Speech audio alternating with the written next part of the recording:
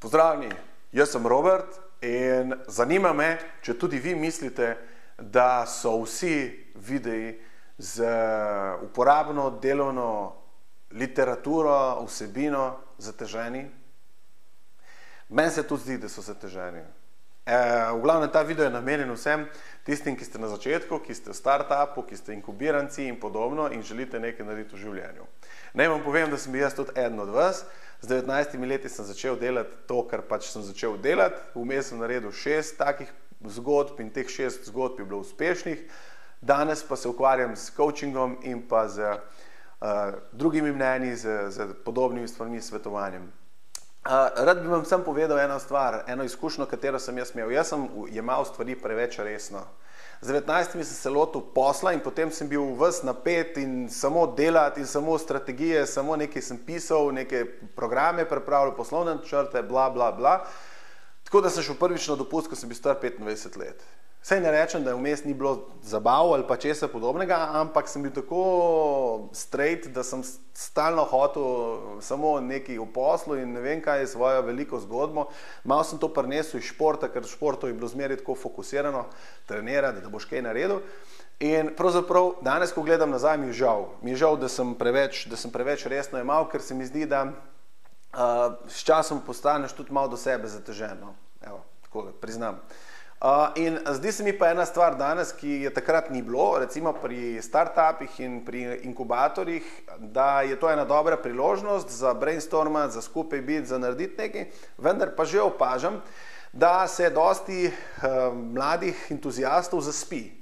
Torej, da iz tega ne rata pol nič, ratejo malo žalostni, malo ne vem, se ne najdejo več v svetu podjetništva in tudi mi je pravzaprav žal. Če so ideje dobre, je škoda, da se to ne zgodi tako, kot se mora zgoditi, se pravi, da iz tega postane neka velika zgodba. Torej, eno izkušnjo, ki sem imel pred 10 leti, mi je povedal en kolega moj, približno mojih let, mogoče malo starejši, in je rekel, kadar imam jaz novo idejo, nov proces v svojem podjetju, jaz prav iščem drugo mnenje. Zdaj pa, kako ne jaz najdem drugo mnenje, prav običajno naredim tako, v svoji firmi naredim predstavitev nove rešitve, na to predstavitev pa vabim direktorja bank, lastnike podjetij, upokojene, obrtnike, podjetnike, različne ljudi, približno 5-6 in jim vnaprej povem, da jim rad predstavim eno mojo novo idejo in da ne rabijo nič kupiti, nobenih obveznosti nimajo, da jaz samo prosim, če mi postavljajo vprašanja, bi rad dobil eno njihovo drugo mnenje. Za plačilo pa jih bom počastil z večerjo. To je tudi tisto, kar si lahko v tem trenutku privoščim. In pravi, sem nabral različne ljudi in to je bilo najboljše. Potem so postavljali vprašanja in jaz sem se učil iz vsakega njihovega vprašanja, ko se postavlja odgovor in sem dobil tudi malo feedback, market research, vsega skupaj. Prav najbolj interesantno mi je bilo pa tudi to, da je včasih nekdo celo ponudil mi denar kot za dobro idejo. To je zdaj zanimiva zadeva, tudi v Sloveniji so bili neki zametki tega, samo je problem v tem, da tisti, ki ima 100 000 evrov, ne more 100 000 evrov vložiti. Tisti, ki ima milijon, pa lahko mogoče 100 vloži. Tako da v Sloveniji ima problem v tem, da ne morete v startup ali po neko novo idejo, ki ima inkubacijsko dobo od 5 do 7 let, da začne vračati denar, zdaj vložiti v svoj denar. Mogoče 10% ali pa kaj tazga mehanga. Zato je to tako težko. Glede na to, da se pa ljudje matrejo, trudijo in jaz se z njimi trudim tudi vsak dan na različne načine, pa ponujam tudi nekaj vam. Vam, mladi podjetniki, ponujam vam drugo mnenje. To je najmanj, kar lahko naredim. Moje in mogoče še od katerega od drugih podjetnikov. Zato vam vzamem 10 evrov. Zakaj vam vzamem 10 evrov? Samo zato, ker če nič ne date, potem ni vredno nič. Enostavno tako v Sloveniji funkcioniramo. Če nekaj zastonj ni dobro. Moramo nekaj dati. In jaz teh 10 evrov namenjam spet naprej v razvoj, da bomo nekoč naredili eno skupino online, moderno, drugomnenjskih svetovalcev.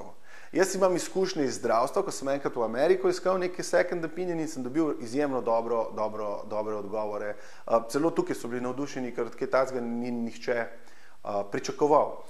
Jaz vam ne govorim, da pričakujte nemogoče, vam govorim pa, da vašo idejo, vašo spletno stran, vaše produkte in podobne stvari vam lahko vsaj v prodajnem aspektu zelo dobro pokomentiram, vam lahko predlagam rešitev in se mi zdi, da 10 evrov je nič za to. In rad bi vam pa povedal še eno stvar, ki sem jo jaz včasih nisem dobro prenašal, oziroma zelo slabo sem jo prenašal, je problem, da kadar ti nekdo reče, ne bo ti uspelo, ne bo ti ratalo in tako naprej. Jaz sem zmeraj potem trmasto hotel dokazati, da mu bo uspelo in tako naprej, se običajno uspe, ampak trpiš ko žival, kar ne prvoščim nobenemu. Ampak če si tako poslal, ko se reče, potem tudi to naredi, ne. Tako da vsem, ki vam pravijo že v začetku, da vam ne bo uspelo, in v zahvalo rečete F-word, ne. Vsi veste, kaj je F-word? F-word je ful ti hvala za support.